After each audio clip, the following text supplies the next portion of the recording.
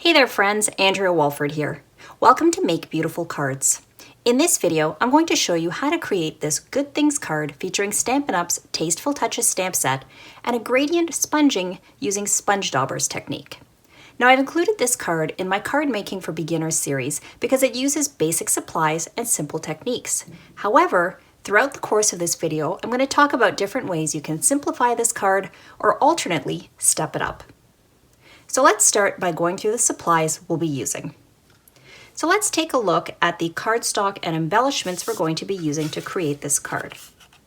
First off, I have here a 4 1/4 by 5.5 inch note card I created out of Whisper White thick cardstock. Now this is a portrait style top folding card. The panel that I'm going to be stamping on and embellishing is 3 3/4 inch by 5 1/8 inch, and this is using the regular Whisper White cardstock. Finally, I have a scrap piece of regular Whisper White cardstock. The size doesn't much matter, you just want to make sure you're going to have enough room to stamp 2 feather images. Next, I have here some strips of colored cardstock. These are 1 inch by 5.5 inches, and I have Mango Melody, Melon Mambo, Coastal Cabana, Granny Apple Green, and Gorgeous Grape. Finally, I have here these rhinestone basic jewels, and I've cut my sheet apart, so I only have the small size, and that's the size we're going to be using. Now the stamp set I'm using is Tasteful Touches by Stampin' Up, and I'm going to be using the feather and then this large Good Things greeting. I already have them mounted to my clear acrylic blocks. The H block is the one I'm using for my greeting, and then the D block is the one that I'm using for my feather. Now the colors of ink I'm using correspond to the colors of cardstock. So I have here Mango Melody, Melon Mambo, Coastal Cabana, Granny Apple Green, and Gorgeous Grape. And I have a sponge dauber for each of these colors. Now I also have here this Memento Tuxedo Black ink, so I'm going to be using that for my sentiment. And then finally, I have here 2 Stampin' Write markers, Gorgeous Grape and Melon Mambo. Now other tools that I'm going to be using are an X-Acto knife, an acrylic graph ruler, and a self-healing cutting mat. I'm going to be using these for trimming the colored cardstock strips. I have scissors. We're going to be using these for fussy cutting. My craft tweezers, which I like to use when I'm picking up my embellishments. I have a pencil, and then just this little soft fluffy paintbrush, and I use this for getting rid of eraser shavings, and of course a white eraser. Now this is a nail buffing block. I just got this from my local beauty supply store, and I use this to smooth the edges of my paper if necessary. And just look for a buffing block that has the smoothest grit or the finest grit that you can. Main tool I'm going to be using is a Stampin' to help me get my greeting exactly where I want it. And some of the adhesives you're going to see me use are this Tombow Mono Multi-Liquid Glue and then this Hermadotto Repositionable Adhesive. So now here are a few optional supplies. If you have a die cutting machine, you could use a die set like this one. This is Stampin' Up's Stitched Rectangle Dies. And basically this allows you to cut rectangular cardstock panels that have a stitched edge. So here is what it looks like.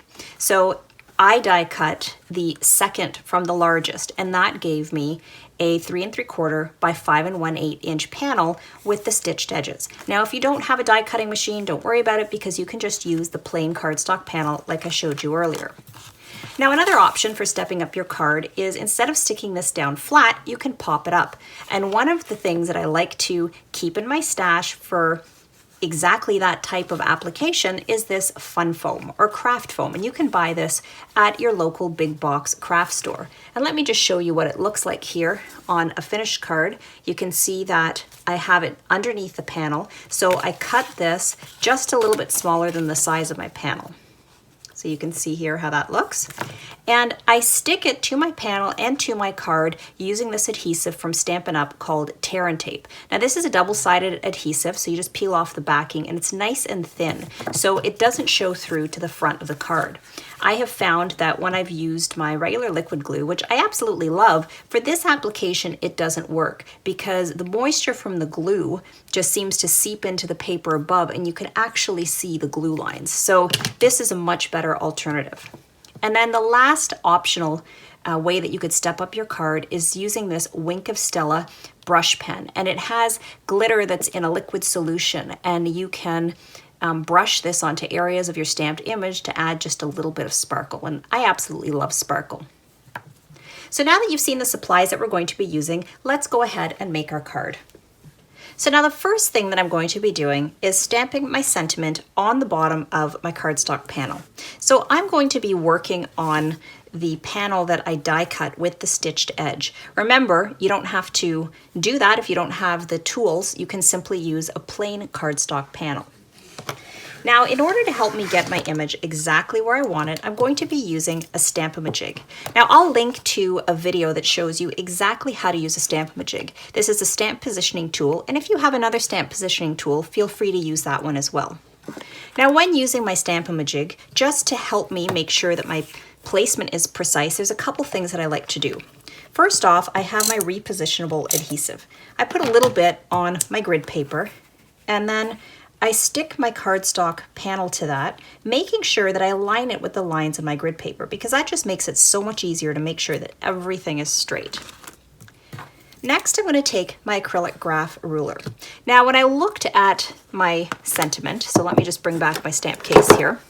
Basically, I decided that I wanted this bottom edge of the words "life are better with" to sit about a ½ inch up from the bottom edge of my cardstock. So I'm taking my acrylic graph ruler, and here I have a line that goes at ½ inches, and then I have a pencil, and I'm just very lightly going to draw a line across the bottom of my cardstock panel. Now make sure that you don't apply any pressure, or it's going to be very hard to erase. So you just want it fairly faint, but dark enough that you can actually see it.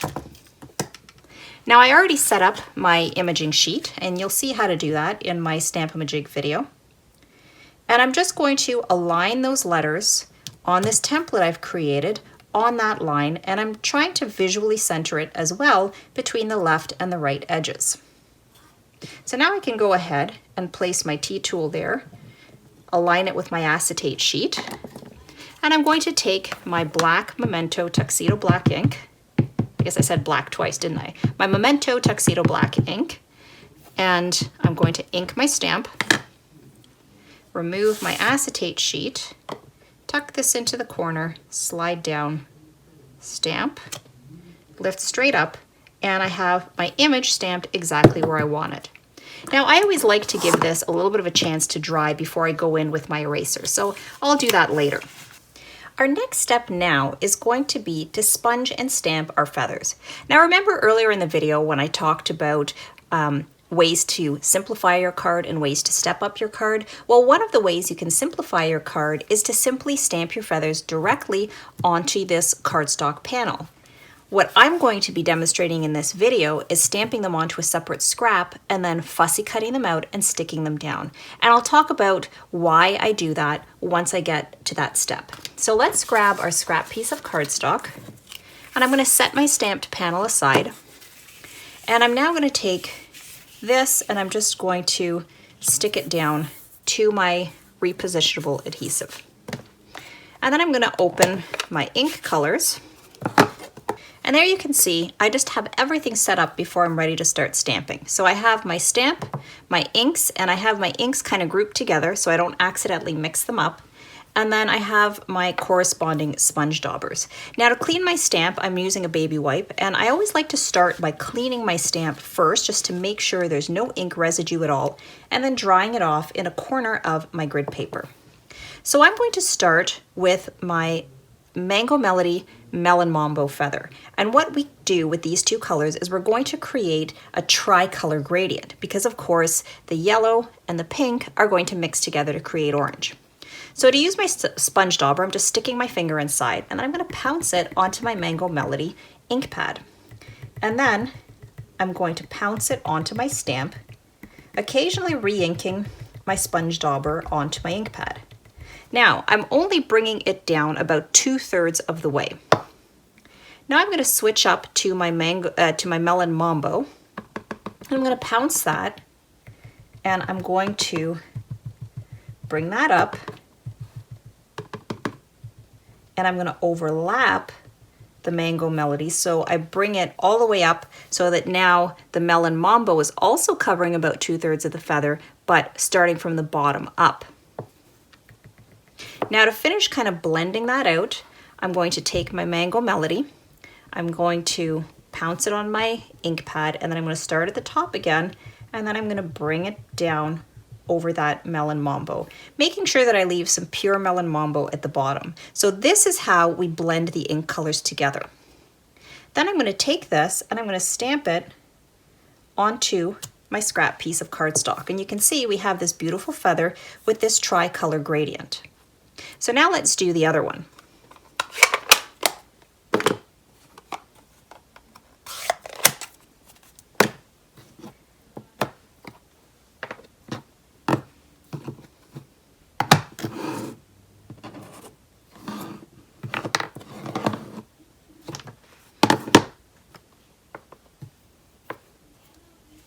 So first off, make sure you clean your stamp really well. You don't want any traces of the previous color.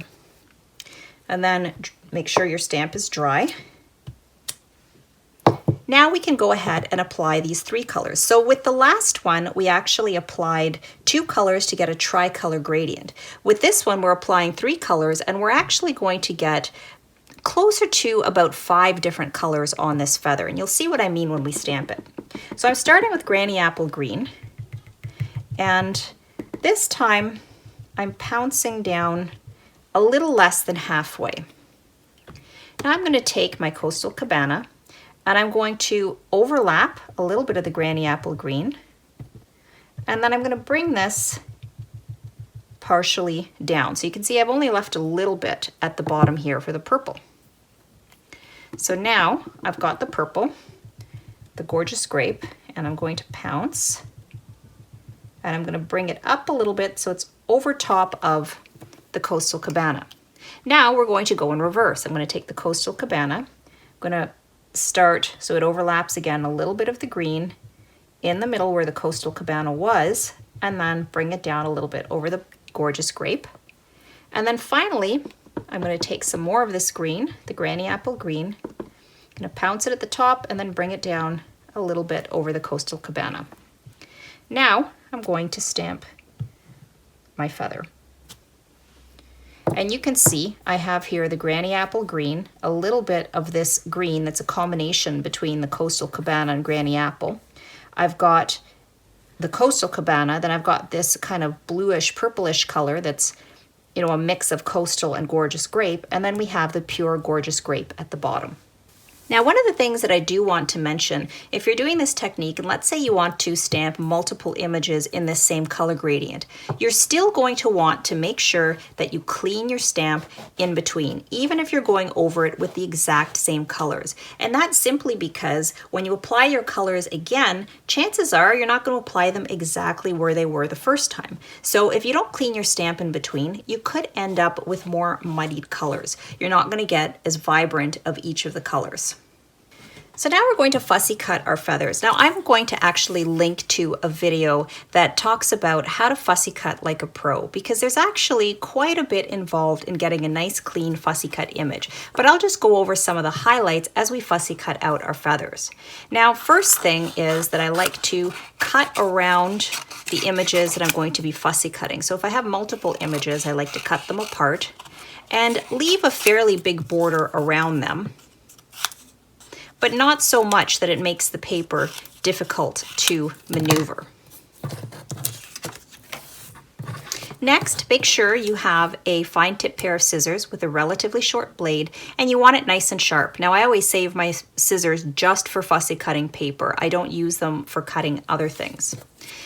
You also want to make sure that you cut with the inner portion of your scissors. So I'm starting at the bottom here.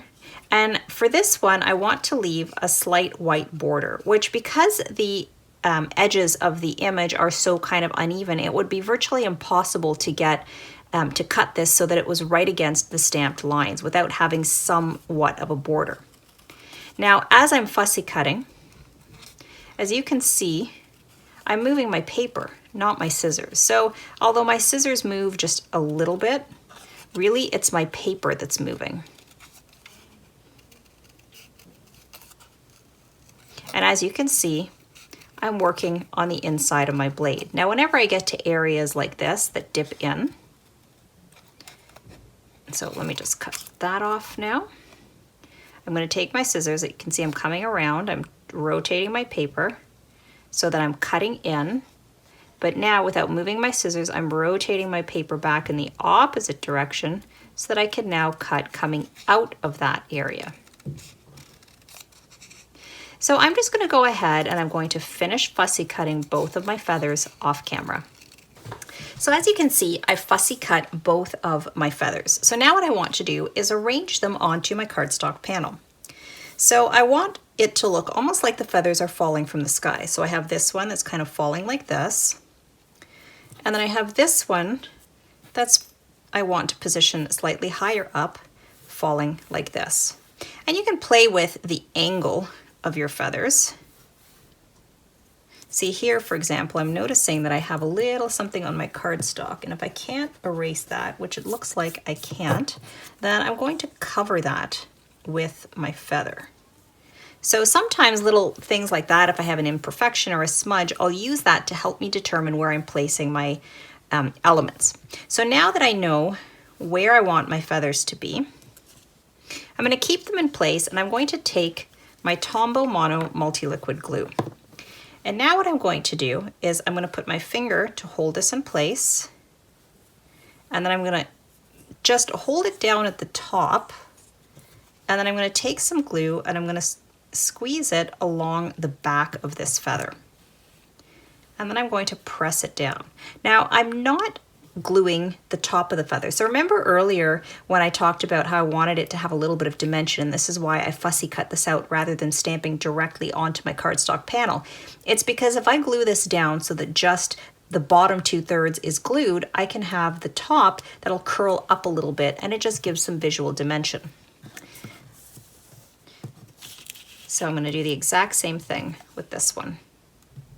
And the reason I put the glue in the center of the feather is because when I'm working with liquid glue, if I accidentally squeeze out a little bit too much and it's too close to the edges, when you press your element down, the glue can come squishing out the edges. Now you can fix that using an adhesive eraser, but it's a bit of a pain in the butt. So now, just to give the impression of motion, I want to add some dotted lines. So you can see here how I have the dotted lines in the card, like so. Now, if you didn't want to, you could just simply leave it like this. So again, that's kind of an optional step up. Now to do this, the first thing I'm going to do is I'm going to take my pencil, and I want to just very carefully draw the path.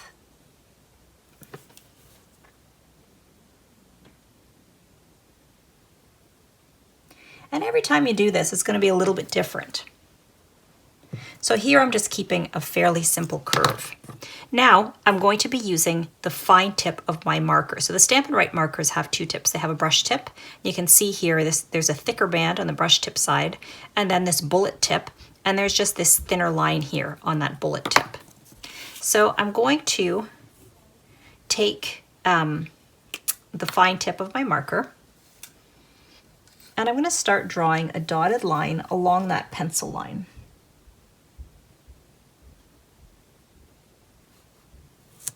Like so. Oops.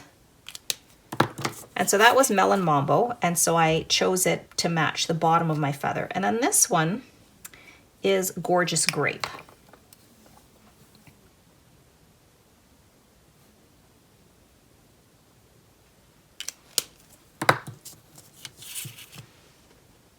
So there you can see how that looks. Now at this point, I can go ahead and erase my pencil line here, because that ink's been drying for quite a while.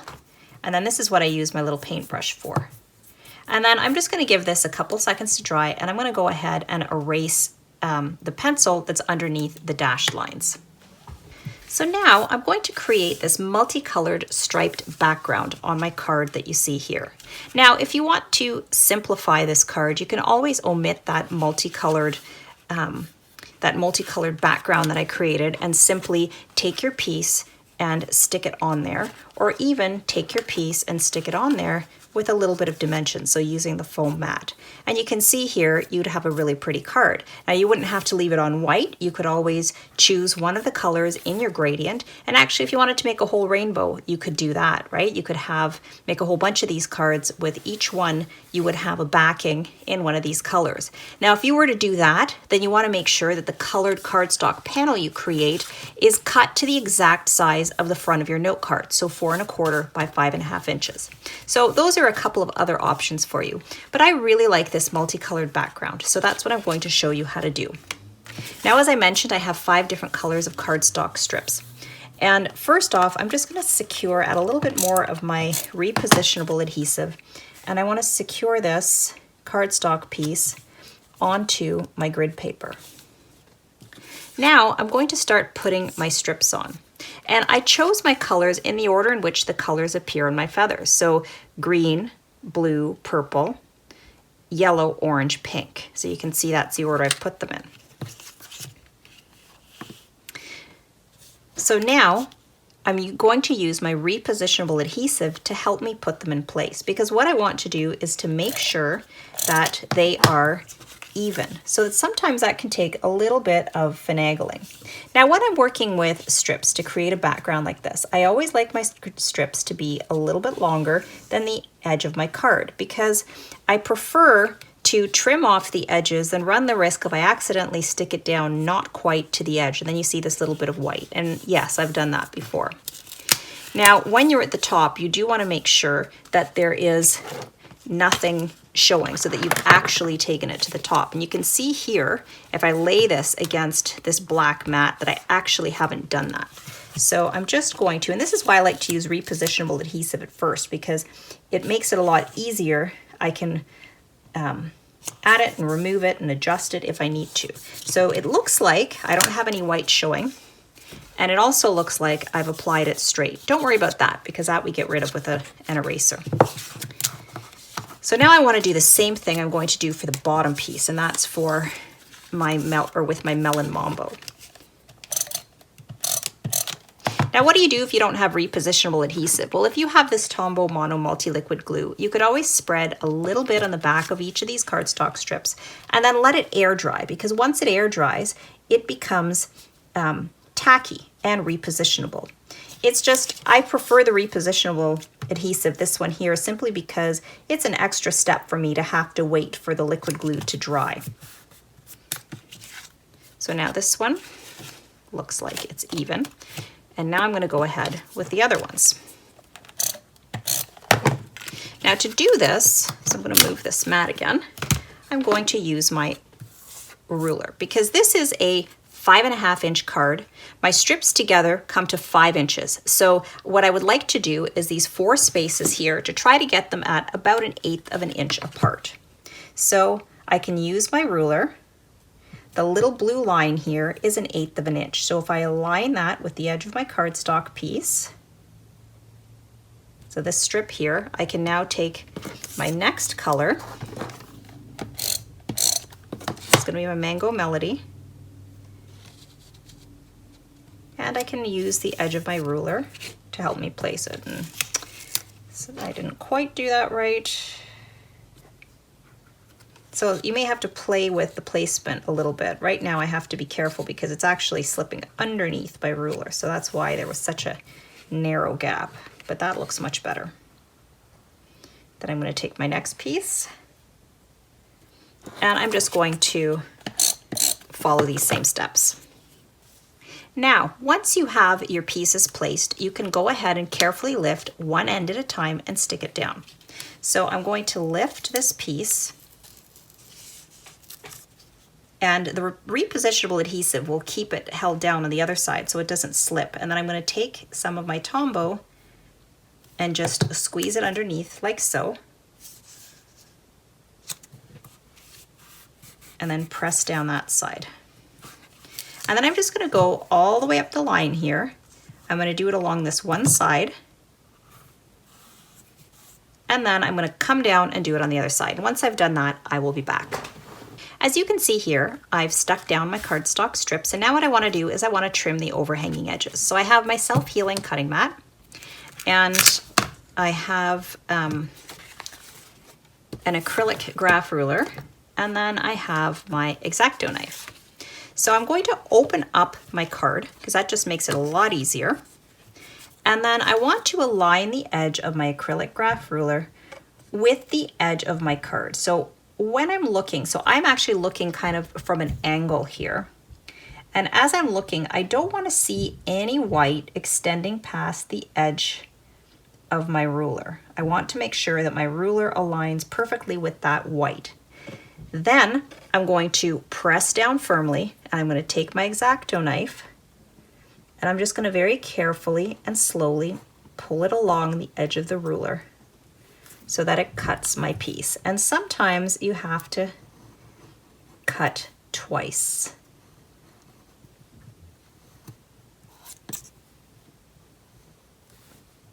So I'm just going to go ahead and I'm going to do that. Now, if you don't have a self-healing mat and an X-Acto blade and all of that kind of stuff, you could use your fine tip scissors to carefully cut along that edge. But I just find that the longer or the more that you have to kind of cut along the edge, it's a lot easier to do it with an X-Acto blade. When you're doing it with your scissors, it's a lot harder to get that straight, even cut.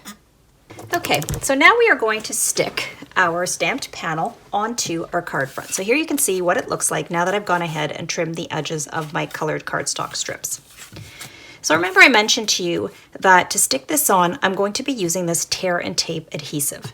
So I've already gone ahead and put some on both sides, but I just want to show you what I did. Now you can actually hold and tear this adhesive, but I find that it's easier to cut it. I don't like to get my fingers on it because, of course, if your finger touches the adhesive part, it reduces the tackiness, and I don't want to do that. So I prefer to place it down. And then I have here a different pair of paper snips. These are ones that my kids kind of wrecked, so I save these for things like this. You don't want to use your same fussy cutting scissors for cutting adhesives. Then, just to make it easier to remove the backing, I like to take my finger and apply pressure and just run it along the back of each adhesive strip. So you can see I put 2 long pieces along the top and bottom, and then some smaller pieces here kind of offset from the center. So now I'm going to take my panel and I'm going to flip it over, and I want to center this piece onto my panel.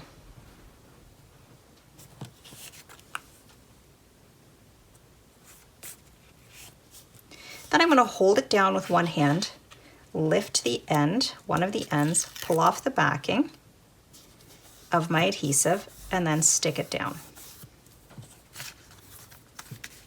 Now I can go ahead and I can rotate this and remove the remaining backings. And I'm just going to do this one at a time and stick it down. So you can see I've now created this raised panel. So now what we need to do is we need to center and stick this on our card.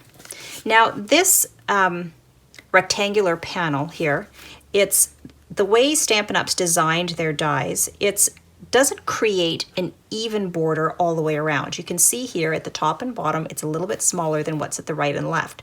For this particular technique, I like that because I like that I can see more of these different colors than the color at the top there and the bottom.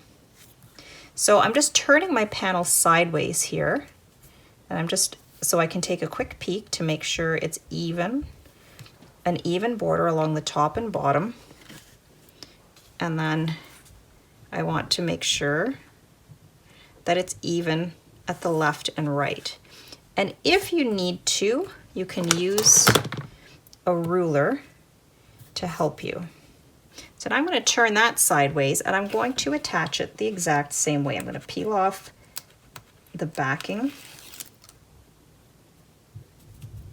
press it down, and then now I can go ahead, rotate it, and then I'm going to peel off the backings one at a time and stick this down. Now I'm just going to go ahead and just gently press down to make sure that it sticks. And it's slightly off center. Well, you know what? The only thing that I can do with that is I'm going to take my paper trimmer and I'm just going to trim that. So no worries, I'll do that after. So my last step is I'm going to take my rhinestones, and I'm going to put one rhinestone here, and I'm going to put one rhinestone. Oh, actually, no, there's one more thing because I wanted to show you, I talked about stepping this up, right? So let me just carefully take that off and grab my Wink of Stella brush pen. So you can see this has kind of like a silvery glitter in it. And so what I'm going to do is I'm just going to take this pen, and to get the glitter flowing, you can gently squeeze the pen, but you don't want to squeeze too much or you can end up with a big gob of the glitter flowing. Now, one thing you will notice, because this is a dye-based ink and because this is kind of a wet solution, it might, your ink might run a little bit, but that's okay because it kind of softens the effect to the feather. But as I move up the feather, you can see here it's picked up a bit of that pink. I'm going to just brush it off. And I like to work relatively quickly here because the more you let it sit on your image, the more your color will run. And then now I'm going to clean that off, and I'm going to do the same for this feather. So now if you take a look at that, hopefully you can see that beautiful shimmer that it adds. So now our next step is going to be to add our rhinestones. And the Wink of Stella pen dries pretty quickly.